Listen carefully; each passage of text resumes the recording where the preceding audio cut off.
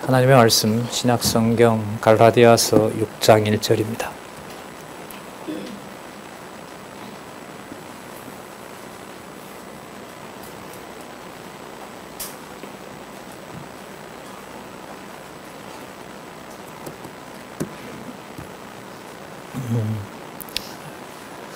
제가 읽겠습니다.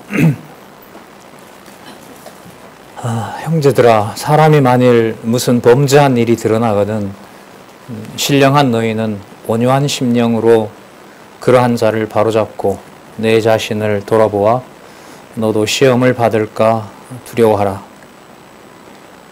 한 절만 읽었습니다. 우리 교재는 성경강론 16권이고요.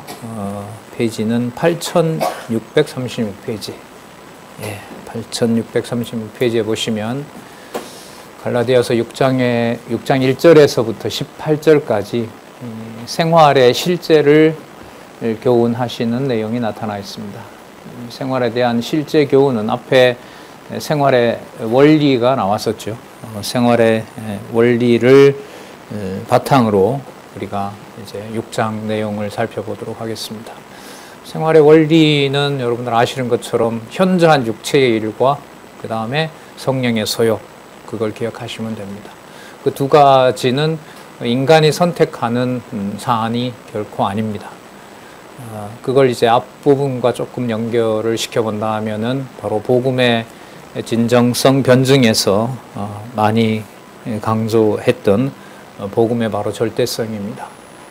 바울의 모든 감정과 인격이 글자 하나하나에 글자를 때로는 굵게 쓰기도 하는 그 기록해 놓은 말씀이 바울의 편지와 글이 아니라 바로 신적 하나님의 권위를 가지고 있는 절대 진리이기 때문에 어떤 천사의 방언과 그야말로 아름다운 천사의 행위를 보이는 행동이라 하더라도 바울이 전한 복음과 일치하지 않으면 그것은 바로 거짓이고 그리고 육체를 자랑하는 것이다 라는 사실을 우리가 5장 13절에서부터 26절까지 살펴봤습니다.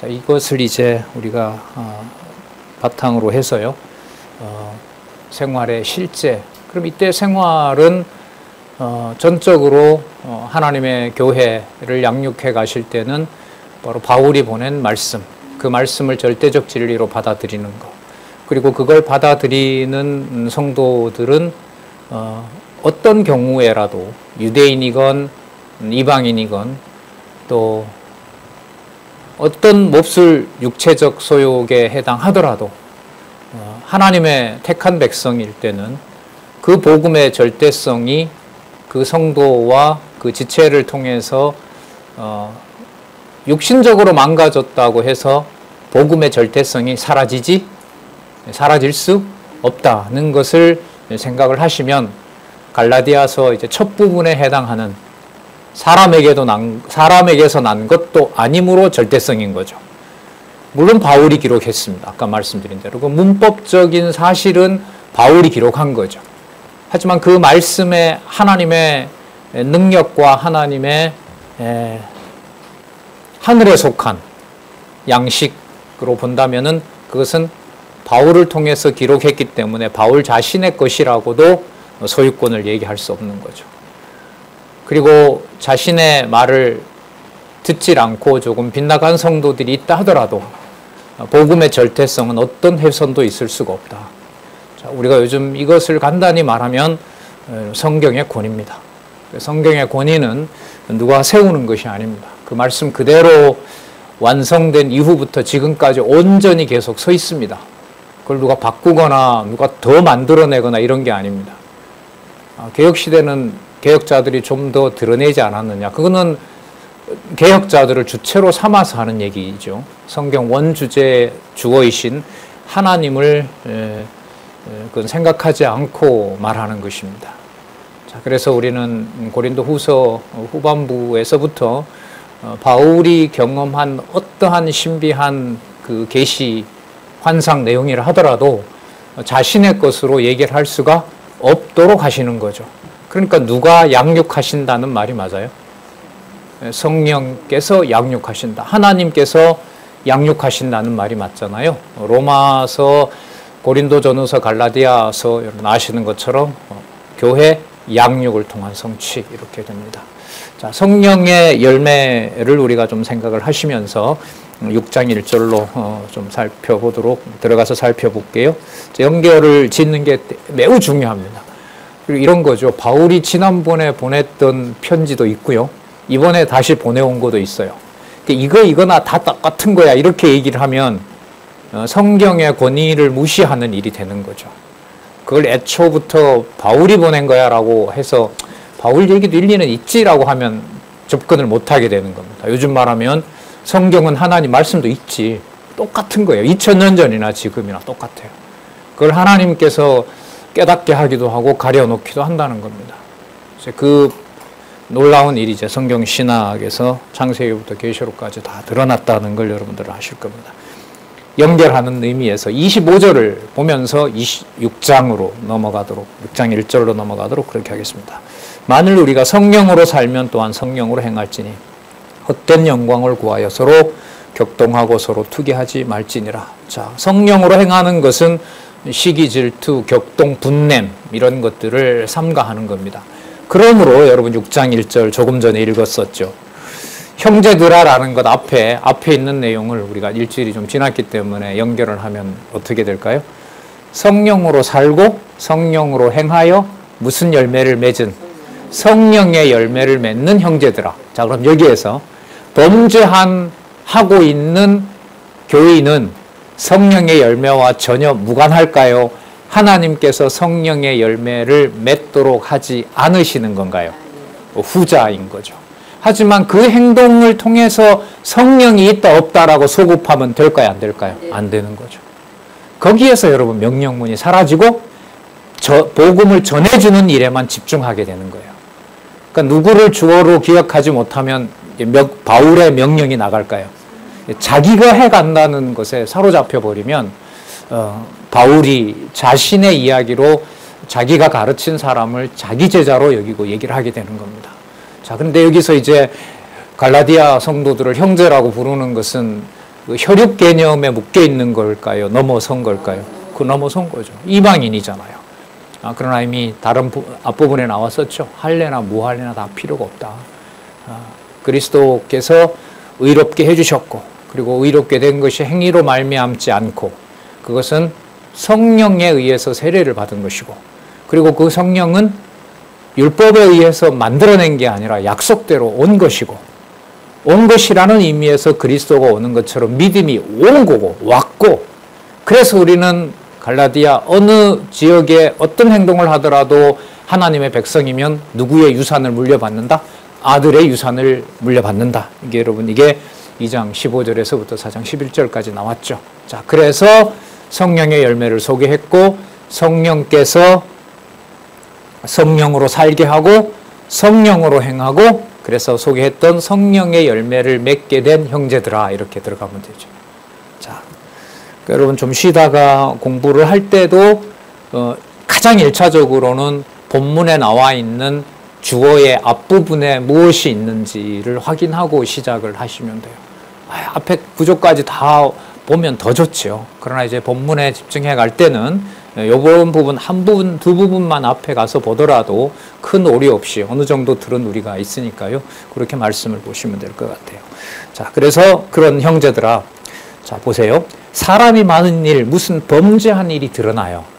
여러분, 이건 앞부분 4절에서 어떤 비유였냐 하면, 세상에 있는 예루살렘 하갈의 소생, 육적 소욕을 따라 난 하갈과 위에 있는 예루살렘 우리의 어머니 누구죠? 사라로 비유되는, 사라가 아니에요. 사라로 비유되고 그 사라가 약속의 자녀로서 이삭을 낳은 거기 때문에 하나님이 약속으로 낳은다는 의미의 비유가 자녀를 낳는 사라에다가 비유한 거예요. 자, 그럼 여기에 무슨 범죄한 일이 드러난다라는 말은 육의 소욕을 따라 난 바로 율법을 가지고 있는 육의 소욕이 성령의 소욕을 따라서 살아가는 하나님의 백성을 하갈의 소생 이스마엘이 이삭을 억압하는 것처럼 지난번에 그 선교사님 왔을 때는 그 유대인들은 그 구절을 성폭행했다, 성희롱했다, 그렇게 이제 유대인들은 이해를 한다 그러더라고요. 어쨌든 학대한 거죠.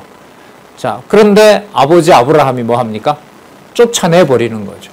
그러니까 육신의 범죄한 일이 드러나는 현상이 그 사람이 그렇게 하는 것이 아니라 육의 소욕을 아브라함이 하갈의 소생을 내보내지 않은 것처럼 성령께서 성령의 소욕을 맺게 하지 않는 것이죠.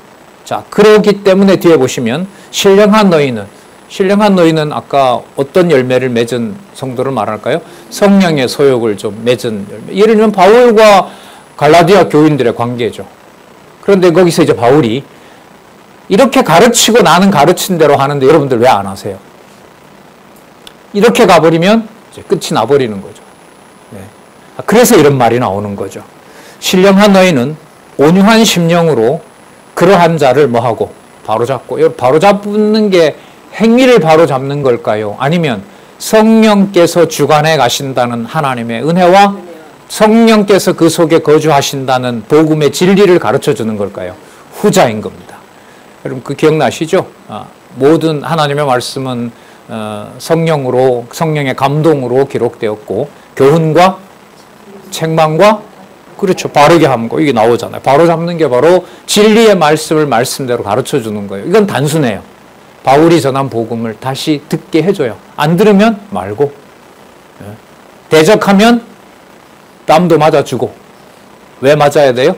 그 사람이 다른 사람을 데리고 가다 할례를 시킬 수가 있으니까. 그게 만약에 현장에 있으면 가지 못하도록 막을 수도 있죠. 그럼 핍박이 오겠죠. 그래서 뒤에 보면 나옵니다. 서로 짐을 지라가 갈라디아서 맥락에서는 육의 소욕에 혹은 육의 소욕을 조장하고 할례를 받거나 안식일에 참여하라고 하는 그 대적자들을 온몸으로 막는 겁니다. 그게 서로 짐을 지는 거죠. 볼게요. 계속 신령한 너희는 온유한 심령으로 그러한 자를 바로잡고 내 자신을 돌아보아 너도 시험을 받을까 두려워하라. 여러분 이게 만약에 내가 알고 있는 걸 내가 실천한다면 내가 날 돌아본다는 말이 필요해요, 안 해요? 필요하지 않죠. 나는 당신보다 낫고 내가 더 많이 알고 있으니까 나는 실천했어요. 이 상황에서는 내가 나를 돌아볼 필요는 없죠. 전적으로 돌아볼 사람은 범죄하고 있는 사람인 거죠. 근데 지금 이 말씀에 보면 내 자신을 뭐 하라 그러죠? 돌아본다는 말은 자기가 맺은 의의 열매가 자기 것이다? 아니다는 거죠. 그럼 여러분 지금 6장인데 갈라디아서 전체 주제를 한번 보실까요? 무슨 복음이라 그래요? 은혜의 복음이면 이제 결론에 다가가는 갈라디아서 초반부에서도 무슨 주제가 연관이 되죠? 그렇죠. 은혜의 복음. 그럼 양육은 누가 시켜요? 은혜의 복음이라고 했으니까 사람이 시킬 수가 없는 거죠. 그러니까 돌아보게 되는 거예요. 주체가 누가 아니니까. 내가 아니니까. 예.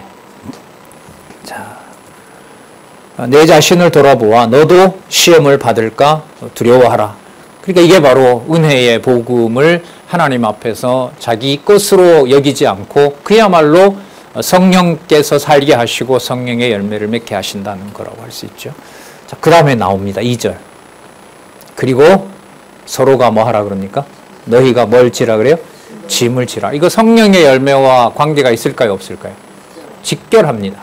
앞부분에 나타난 대로 범죄한 일이 드러나거든 신령한 너희는 어떤 심령으로? 온유한 심정으로 바로 잡아주는 것하고 직결되는 거죠. 그리고 수고의 짐을 누가요? 자기가 받아주는 거죠. 거기 약속을 제가 했는데 주일날 안 가거나 약속을 어기게 되면 예를 듭니다. 유대인들이 했던 음식을 제가 다 돌려줘야 돼요. 그리고 그 사람들이 어겼다고 저를 매질할지도 몰라요. 그럴 때 뭐 해야 돼요? 내가 맞아줄게요. 제 재산을 드리면 되죠. 이게 여러분 짐지는 겁니다. 이렇게 했을 때 이걸 바울이 우리 고린도 후서에 보셨잖아요. 30여 가지 자기가 맞았던 매를 소개하잖아요.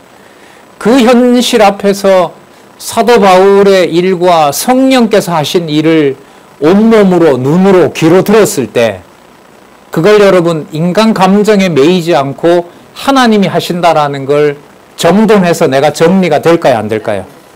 누구 중심으로 갈 수밖에 없을까요? 사람의 공로와 거기에 어떤 인간적인 가까운 정까지 맺어져 버렸으면, 수년간 함께 했으면 벗어나기가 힘든 거죠. 자, 왜 이런 말씀 드리느냐? 이 주제를 다시 강조하고 싶어서 그런 겁니다. 은혜의 복음으로만 양육하신다. 자, 너희가 짐을 서로 지라. 자, 번역해 놓았죠. 다시 번역을 수정해 놓았습니다. 주석에 보면 역시 그렇게 해서 그렇게 함으로써 누구의 법을 성취하라? 그리스도의 법을 성취하라. 이렇게 나오죠. 그리스도의 법은 아까 5장 22절 23절에 나왔던 무슨 열매와 연결이 되죠? 성령의 열매와 연관이 돼요. 자, 그러면 그리스도의 법이니까 그리스도가 교회의 머리시고 거기에 이방의 사도로 부름받은 그 바울의 지분은 그리스도의 법 이렇게 얘기할 때는 자기 지분이나 자기의 어떤 뭐 소유권이나 자기의 어떤 행세 한 부분이라든지 이런 부분을 인정할까요? 인정하지 않는 거죠, 이게. 그죠? 그리고 이걸 바울은 그만큼 알고 있고 바울은 특별한 사람이어서 바울만 그리스도의 법을 강조할 수 있는 걸까요? 아니죠. 현장에서 범죄하고 있는 자라 하더라도 성령께서 그 열매를 맺게 하시면 어떤 자녀예요? 다시 한번 반복할까요? 의롭고 성령께서 함께 하시고 약속으로 난 자녀이고 그에게는 믿음이 왔고 누구의 아들이다? 하나님의 아들이라는 그 은혜의 내용은 절대로 변함이 없는 겁니다. 계속 연결이 됩니다. 너무 이 개념들이 이렇게 우리 언어로 번역이 됐지만 그 개념만 성경 중심으로만 잡아도 핵심 개념만 봐도 이렇게 연결이 되고 은혜라는 주제로 갈 수가 있어요. 자, 그래서 아까 지난 시간에 했던 성령의 열매를 계속 강조를 드리는 겁니다. 그리스도의 법을 성취하라 보다가 하리라. 그렇게 함으로 이렇게 하리라. 이렇게 번역이 되어 있죠. 자, 3절. 자, 만일 누가 아무것도 되지 못하고 된 줄로 생각하면 이 말은 뭐냐면 앞부분에 나타난 짐을 지지 않고 고난을 살짝 피해가고 바울이 보낸 편지도 맞지만 적어도 맞다라고 이렇게 타협하는 자들. 그리고 일단은 힘들잖아. 그러니까 할례부터 바꿔보자. 그럼 유대인들이 자기 동족처럼 여겨줄 거 아니냐. 그리고 안식일 한 번 가는 것 가지고 뭐가 근본적으로 흔들리겠어. 가서 거기 있는 사람들 만나서 전할 수도 있지. 이러한 이제 관계에 대해서 사도 바울은 여기에서 그런 자들이 있었고요. 이 내용으로 봤을 때 그걸 이제 경계하도록 하는 내용입니다.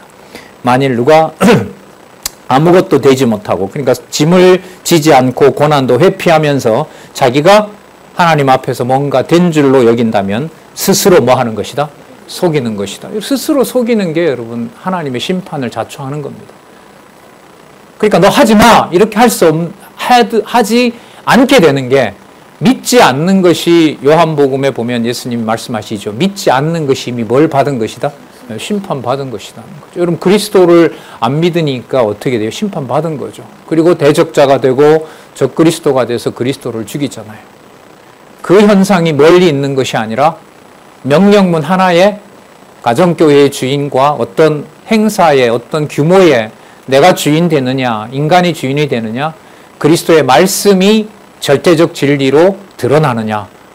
너무나 간단하지만 진리의 말씀으로 기억을 살려주지 않으면 그 상황을 분간할 수가 없는 겁니다. 그러면서 4절이 되는 겁니다. 그러므로 이렇게 돼도 되겠죠. 그러므로 각각 무엇을 살피라? 자기 일을 살피라. 그러니까 하나님께서 자기에게 맡겨준 성령의 소욕을 따라서 자기 일을 맡기는 거죠. 그러니까 이 말은 뭐냐면 바울이 이런 말을 못하는 거예요. 제가 가르쳤고 이렇게 수고를 했고 저는 이렇게 그 대적들을 막아내도록 하는데 왜 교회에 앞서간 그 장로, 감독 나오잖아요. 그렇게 전해줬는데 왜 당신은 안 하느냐. 내가 이렇게 했듯이 당신도 그렇게 해야만 되는 것이 아니냐라는 말을 사도 바울이 할 수 있을까요? 없을까요? 할 수 없어요. 할 수가 없어요. 왜요? 자기 일을 살피라고 하니까요. 여러분 이 말이 바울을 빼고 하는 걸까요? 바울을 반드시 넣도록 하실까요? 바울이 한 말이라면 여러분 이게 누구 글이 돼요? 바울의 말이 되죠. 진리의 말씀이 될 수가 없어요. 절대 진리가 될 수가 없는 겁니다. 그러니까 여러분, 그래서 문서설이라는 게 어디 막 사악한 뿔을 가지고 아주 악독하게 문서를 불지르고 이런 게 자유주의 신학 문서설이 아닙니다. 성경을 인간의 머리로 연결시키고 이해하고 구조를 잡으려고 하는데 그 단절이 다 생기는 거예요. 그러니까 누구의 역사와 누구의 능력을 그 사이에 연결고리로 삼지를 못해요? 하나님. 그러니까 하나님 살아계신 것에 연결이 되질 않는 거예요. 한편으로 보면 딱하기도 하죠. 근데 우리는 너무너무 쉽게 그야말로 공짜로 받은 거죠. 자, 각각 자기 일을 살피라. 그러니까 하나님 주신 성령의 열매를 자기가 무엇을 받았는지 살피고 내가 매를 10대 맞았으니까 당신도 매를 몇 대 맞아. 당신 지도자 아니야? 이런 말을 못하는 겁니다. 그거는 누구 앞에서 하는 일에 누구의 종을 만들어요? 말하는 사람 바울의 종을 만드는 거죠. 각각 자기의 일을 살피라. 그리하면 그 다음 나옵니다. 자랑할 것이 누구에게만 있고 자기에게만 있고 그 사람에게 있는 것은 아닙니다. 그 사람이 평가해 주는 게 아니에요. 그럼 그 사람을 보면서 그 사람의 반응에 대해서 그 사람과 호응을 하게 되면 이게 바로 갈라디아 교회에 나와 있는 육체를 서로 자랑하게 하는 대적들인 겁니다. 잘했어요. 맞아요. 그렇게 하는 겁니다.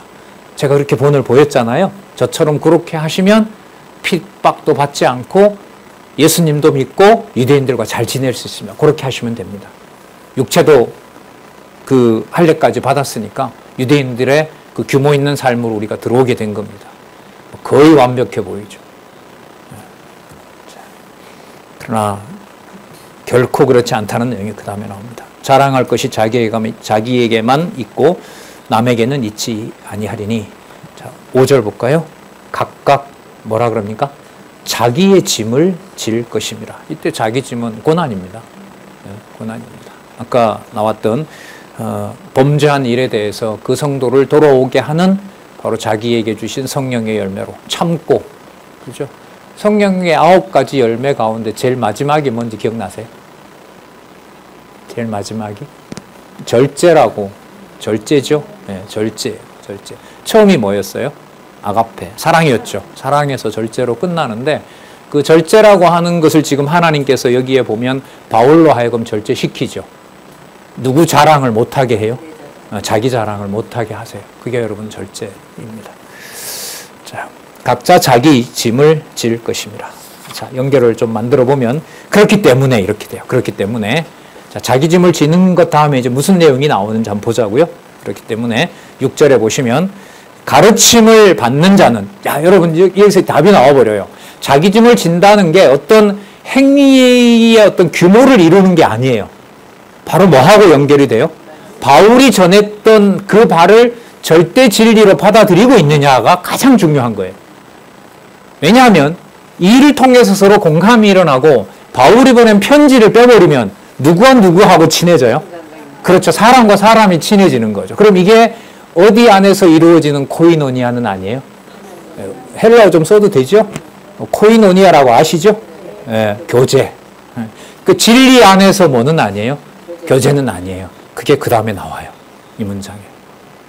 자, 말씀을 가르침을 받는 자는 무엇을 하는 자와? 말씀을 가르치는 자. 여기 답이 나왔죠. 그럼 이게 말씀을 가르친다는 것은 바울이 보낸 편지를 하나님의 말씀으로 받아들이는 것이고 맺어지는 열매가 바울의 열매가 아니라 누구의 열매로? 성령의 열매로. 그렇게 받아들이는 거죠. 자, 말씀을 가르치는 자와 그러면 모든 좋은 것, 요 순서를 이렇게 바꾸면 좋은 모든 것을 함께 하라. 함께 하라가 바로 코이노니아입니다. 코이노니아입니다. 그러면 여기 이제 나오죠. 로고스를 뭐 하는 거죠? 로고스 안에서 로고스를 통해서 뭐 해요? 코이노니아 하는 겁니다. 그 밑에 보면 나와 있죠. 코이노네이토. 원형은요. 코이노네오. 이걸 명사로 만들면 코이노니아. 교제. 이렇게 되는 거예요. 자, 그러면 말씀을 가르치는 자와 좋은 것을 함께 하라는 말은 무엇을 빼고는 생각할 수가 없다? 말씀을 빼고는 생각할 수가 없어요. 그러니까 바울의 편지는 부정하지만 바울이 행한 것은 따를 수가 있어. 말이 안 되는 거죠. 바울의 편지는 놔두고 결국은 뭐 하라고 한 거니까 바울이 자기가 하는 것처럼 그러니까 바울이 얘기한 것은 받아들이고 우리 상황에 맞게끔 바울이 못 보는 부분은 우리가 좀 보충하고 이게 될까요? 안 될까요? 안 되는 거예요. 예. 자, 7절 볼까요? 자, 스스로 속이지 말라. 그럼 스스로 속인다는 말은 나와 있던 거죠. 말씀은 같이 하지 않으면서 자기 사람 만드는 거. 이게 바로 속이는 거죠. 네. 스스로 속이지 말라. 하나님은 만홀히 여김을 받지 아니하신다. 하나님 앞에서 하는 것을 하나님이 모를 리가 없잖아요. 하나님이 속으실 리는 없다. 자, 아니하심으로 이렇게 보면 되고요. 자, 사람이 무엇으로 심든지 그대로 거두리라. 성령의 소욕으로 심으면 성령의 소욕, 성령의 열매가 되고 육의 소욕으로 심으면 육의 소욕이 되는 것이고요. 그 주관자를 하나님께서 하시고요. 성령으로 하면 성령으로 행하고 그게 성령의 열매가 됩니다. 그리고 방법은 그러면 바울이 보낸 바로 진리의 말씀을 그대로 액면 그대로 또 그걸 전해준 사람들의 말을 기억하고 또 다른 사람에게 전하는 거. 이게 바로 아까 함께하라 코이노네토, 그죠? 코이노네오라고 하는 진리 안에서 교제라고 할 수 있습니다. 여러분 이게 뭐하고 맞아떨어져요? 갈라디아서가 뭐로 시작했어요? 갈라디아서가 처음에 시작할 때 복음의 진정성에서 복음의 뭐로 시작했어요? 절대성이죠. 지금 어디로 돌아와요? 성령의 의미를 지나고 그리스도의 법이라고 얘기했고 삼가 조심해서 바울을 포함해서 이게 내가 맺는 열매가 아니고 성령의 열매라고 얘기를 하고 그런 의미에서 전해준 것을 그대로 받아들이고 성도를 사랑하는 것이 지금 살펴본 대로 좋은 것을 함께하고 어디 안에서 교제하는 거? 진리 안에서 교제하는. 그러면 여러분 시종 시작해서 끝까지 무슨 문제를 빼고는 코이노니아는 없는 걸까요? 진리를 빼고는 될 수가 없는 거예요. 그래서 여러분 볼 수 있도록 보고 싶어도 못 보는 분들이 많은데 볼 수 있도록 한 3년 동안 많은 부분에서 여러분들과 제가 성경을 더 혼자 읽어볼 수 있고 또 확인해 갈 수 있는 그런 훈련이고 또 양육이라고 하면 양육이죠. 분명히 양육이 일어난 사건은 글쎄요. 말씀운동 전체 역사에서 지금 3년은 큰 역사입니다. 상황으로 보면 규모는 줄었고 우리 지금 교동역 사회 담당하시는 장로님하고 진행하시는 분들 지난주 그 불볕에 우리 대부분 행사 어디에서 했죠? 옛날에 사경에 속리산에서 거기까지 가고 거기 폐쇄가 됐다 그러더라고요. 아예 안 되니까요. 코로나 때 안 되니까. 그리고 또 다른 데 어디 장소 알아보시고 이렇게 오셨다는데 전체 규모로 보면은 사실 많이 줄었죠. 어제 우리 저쪽에 본당에 있는 데는 저녁에 오다 보니까 성경학교 하는가 봐요. 여름 성경학교. 그렇게 애들이 왔다 갔다 하는데 짠하더라고요. 교회에서 아이들 고함 소리를 잘 못 듣잖아. 줄었지만 진리에 대한 확인과 소규모이지만 알차게 교회 학교 홈팀 교사 선생님들이 공부하시고 또 확인하고 또 공부한 다음에 다시 또 이렇게 확인하는 과정은 뭐 비교할 수 없는 하나님의 은혜 가운데 양육이 일어난 거죠.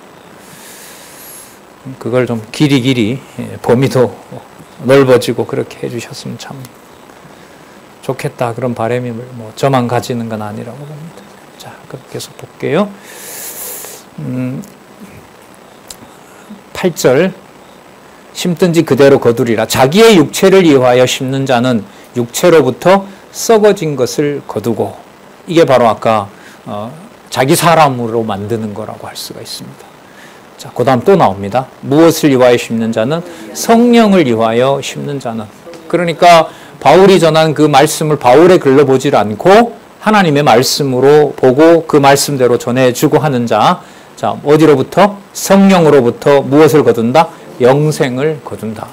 똑같이 어떤 성도를 도와주고 그 고난에 동참하는 것이 성질로, 형태로 보면 같을 수 있지만 하나는 위에 속한 예루살렘 사라로부터 나온 거고요. 다른 하나는 누구로부터? 하갈로부터 나온 거예요.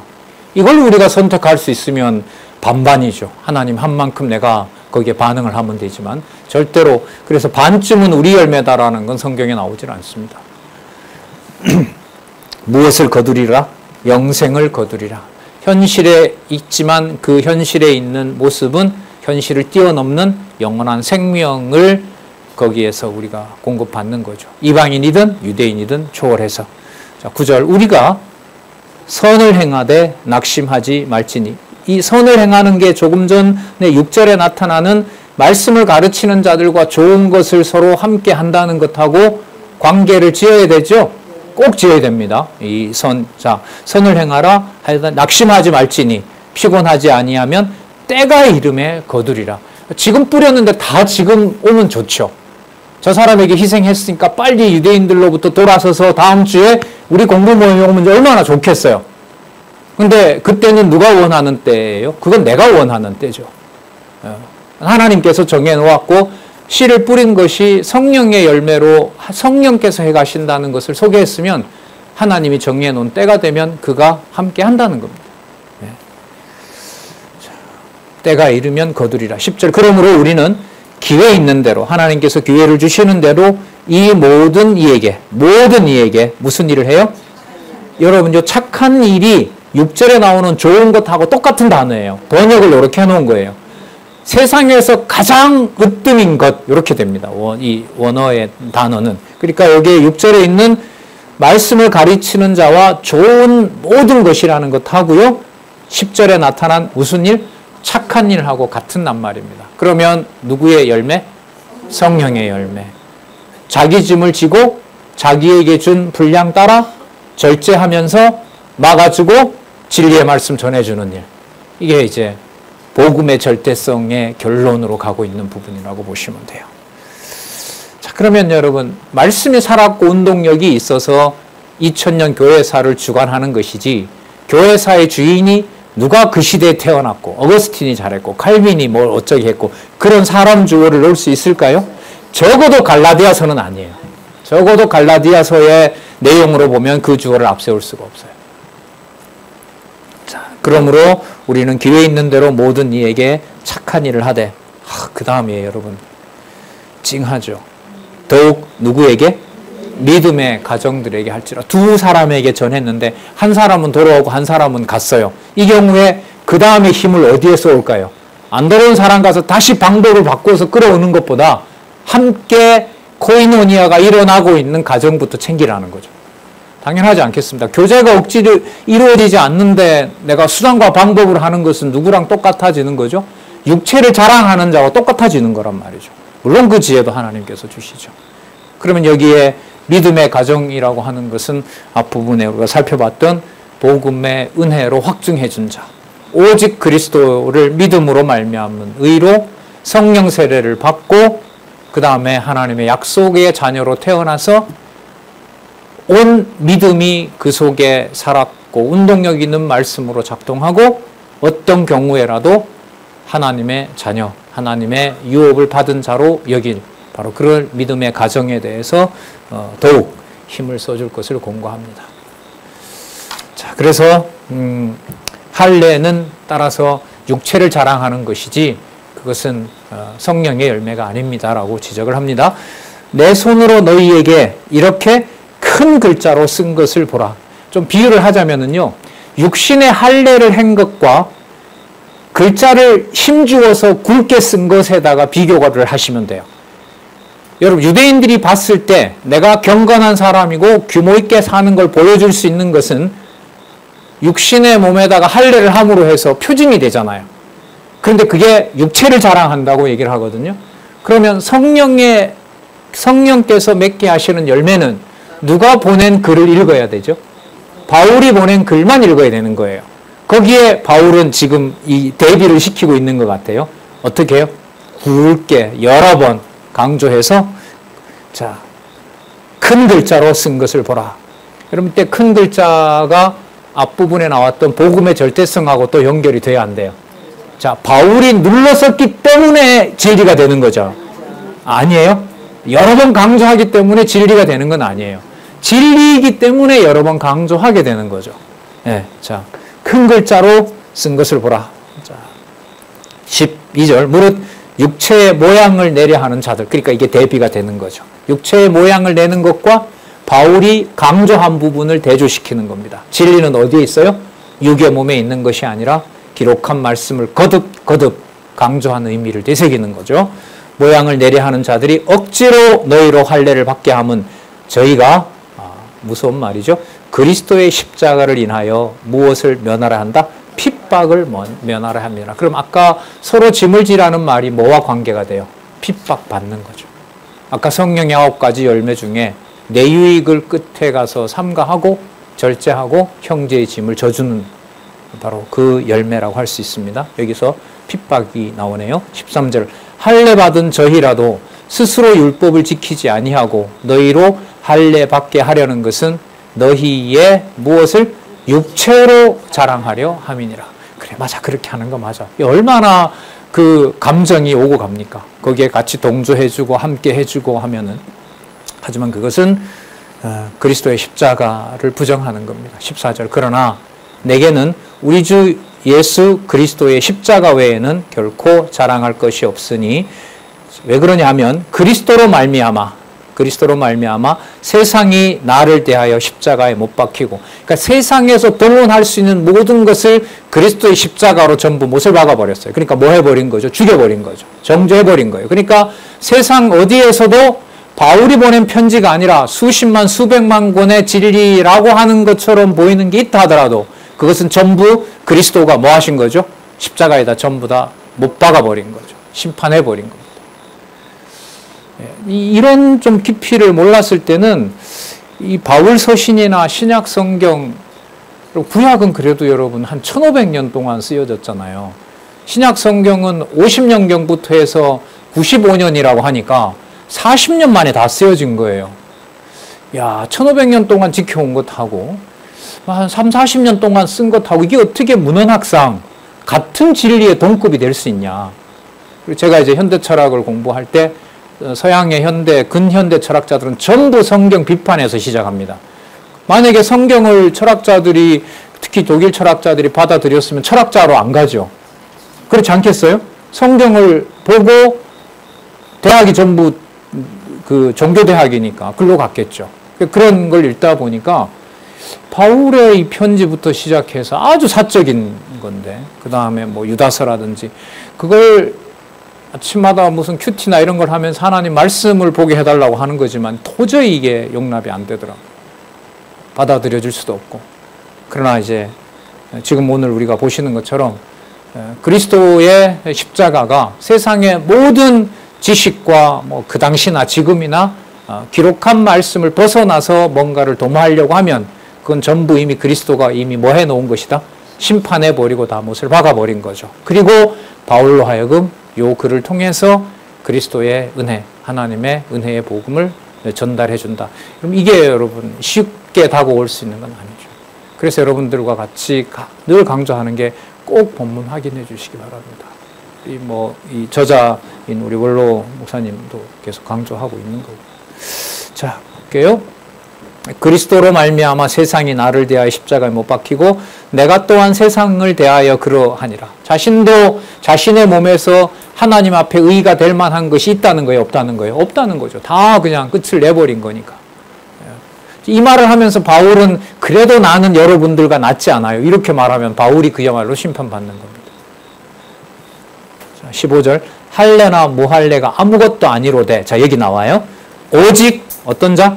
새로 지으심을 받는 자. 그러면 세상에서도 건질 게 없고 내 몸에서도 건질 게 없다면 내가 그리스도 안에서 하나님의 백성된 이 사건은 여기에 있는 어떤 육적 조건이나 어떤 세상에 있는 상황에서 내 자신의 어떤 영혼을 설명할 수 있는 소재나 어떤 흔적이 있을까요? 없을까요? 전혀 없는 거죠. 그럼 새 사람이 됐을 때는 오직 누구의 열매? 성령의 열매. 성령께서 맺게 하시는 열매. 그래서 은혜의 복음하고 또 연결이 되는 거예요. 자, 오직 새로 지으심을 받은 자뿐이니라. 자, 16절부터 18절까지 축원하며 괴롭게 말라고 당부하고 은혜가 있기를 소원합니다. 자, 16절 아까 6장에서 시작할 때 아까 말씀을 가르치는 자와 뭐 하라 그랬죠? 좋은 것을 나누라 그랬죠. 그러면 그게 어디 안에서 교제? 진리 안에서 교제. 자, 그 다음에 지금 세상도 못 받고 나를 못 박아서 듣고 보고 한 세상 어떤 것도 성령의 열매로 대체할 수 있는 게 없다는 거죠. 그리고 큰 글자 눌러 쓴 그것이 내가 누른 것이 아니라 하나님께서 하나님의 말씀 절대 진리로 확인해 줬다는 거. 자, 그래서 보시기 바랍니다. 16절. 무릇 뭐라 그러죠? 이 규례를. 그럼 이때 규례는 율법을 얘기하는 걸까요? 바울을 통해서 기록한 이 진리의 말씀을 말하는 걸까죠? 그래서 여기 주석에 나와 있죠. 규례는 캐논이라고 그러죠. 여러분 그 클래식 음악에서 캐논 연주곡 이런 거 들어보셨죠? 그게 그거거든요. 기준이거든요. 그 곡을 놓고 이렇게 평가할 수 있는 거죠. 바로 그런 의미에서 바로 이 규례는 뭐와 연결이 될까요? 복음의 앞부분에 나왔던 복음의 절대성. 그러니까 이 기준을 벗어나서 다른 걸 가지고 보충하거나 이러면 안 되는 거예요. 그럼 절대성이 손상되는 거죠. 무릇 이 규례를 행하는 자에게와 또 그런 자들이 어떤 자들인가 볼게요. 하나님의 뭐라 그래요? 이스라엘. 이렇게 대비를 하면 돼요. 아브라함의 이스라엘이 아니고요. 예, 하늘에 속한 예루살렘으로부터 태어난 누구의 이스라엘? 하나님의 이스라엘. 이스라엘의 수도가 어디죠? 예루살렘. 그래서 그 다음에 보면 하나님의 이스라엘. 하늘에 속한 예루살렘으로부터 오는 그 다음 뭐 평강 나오죠. 평강이 예루샬라임 아닙니까? 예루살렘, 샬롬 아니에요. 그리고 그 평강과 무엇이? 긍휼이. 그럼 긍휼은요, 다른 말로 여러분들 아시고 있는 것으로 바꾸면은요, 구약에서 말하는 자비성이라고 보시면 돼요. 시편 마지막이 그 잠언이잖아요. 잠언에 나타난 하나님의 속성, 바로 그게 긍휼입니다. 그럼 평강은 약속된 예루살렘의 하나님의 약속이 완성됐을 때 하나님을 찬양하는 거죠. 바로 그게 평강과 긍휼이라고 보시면 돼요. 자, 그 다음에 17절 이후로는 누구든지 나를 괴롭게 마라. 자, 왜냐하면 내가 내 몸에 무엇을 가졌다? 예수의 흔적을 가졌다. 아까 여러분 그리스도의 법, 십자가 얘기 나왔었죠. 그러니까 사도 바울이라는 이름을 절대로 거론하지 말라는 거죠. 그리고 또 하나, 내가 보낸 편지지만 내가 쓴 글이라고 여기고 내 말을 듣는다고 여기지 마시기 바랍니다. 이렇게 되는 거죠. 율법의 행위로 내 몸에 나타난 흔적을 바울이 했던 것처럼 하자라는 말을 애초부터 꺼내지 말라는 겁니다. 오직 그것은 누구의 능력으로 된 거기 때문에 누구의 흔적이다? 예, 성령의 능력으로 성령의 열매로 맺혀진 누구의 흔적이다? 예수 그리스도. 주 예수 그리스도의 흔적밖에 없다는 겁니다. 실질적으로 보면 바울의 흔적이죠. 갈라디아 지역에 가서 성도들에게 복음을 전한 자도 바울이고, 그곳에 이 어려운 난국에 진리의 복음을 전하고 눈물로 호소하고 자신의 선교 일정이 어떤지 얼마나 순수한지 다 알려준 자도 표면적으로 볼 땐 바울이에요. 하지만 그러면 예수의 흔적이라는 것하고 이 갈라디아서 시작할 때 사람에게서 말미암은 것도 아니고 사람에게서 태어난 것도 아니고 오직 예수 그리스도의 계시로 됐다는 말씀하고 마지막에 예수의 흔적으로 딱 끝나는 거 하고 이런 걸 보고 여러분들 뭐라 그러냐면요, 논리적 일관성이라고 해요. 논리적 일관성이라고 해요. 자, 그래서 예수의 흔적을 가졌노라. 다시 부릅니다. 형제들아. 아까 우리 오늘 6장 1절 형제로 시작했죠. 성령을 강조하면서 시작한 바로 형제들아, 우리 주 예수 그리스도의 은혜가 너희 심령에 있을지어다. 평범한 것 같지만 너무나 귀중한 마무리, 평안을 기원하는 것으로 마쳤습니다. 네. 계속 볼수록 앞부분에 있는 말씀을 확인하고 싶은 마음이 생기고 거기 가서 보면 그 말씀이 나오고 그런 공부 방식을 여러분들도 하고 계시리라고 봅니다. 다음 시간에는요, 교회 설립 살펴봤고 지금 교회 양육이잖아요. 교회 양육을 통한 성취 내용이니까요. 우리 에베소서부터 이제 또 무장이 나오니까 다음 시간에는 로마서부터 한번 쭉 연결해보고 가는 것도 괜찮을 것 같아요. 그죠? 그리고 여러분들 눈빛을 보니까 오늘 가셔서 로마서부터 갈라디아서까지 막 여러 번 읽으실 것 같아요. 이거 얼마나 이게 마음의 위안이 되는 자기 위로입니까? 농담은 아니고요. 그런 방식의 여러분들도 이제 공부하는데 익숙하리라고 보고요. 다음 시간에는 양육 부분 로마서부터 시간 되는 데까지 갈라디아서까지 한번 또 같이 살펴보도록 그렇게 하겠습니다. 기도하겠습니다. 하나님 감사합니다. 진리의 말씀에 복종하는 것이 얼마나 아름답고 귀하고 또 전적으로 하나님의 자비인지 이 시간 다시 한번 기록한 말씀을 따라가면서 생각해 보도록 해주셨습니다. 간절히 원하옵나이다. 함께하는 우리 많은 선후배 동력자들과 더불어 주신 귀한 말씀, 절대 진리 하나님의 말씀을 선명하게 지키고 분명하게 전해주는 아름다운 일에, 선한 일에 하나님께서 함께 해주시고 지혜와 총명으로 모든 상황과 여건을 뛰어넘어 하나님 살아계신 하나님의 능력을 찬양할 수 있도록 늘 지켜주시옵소서. 예수님의 이름으로 기도드렸습니다. 아멘.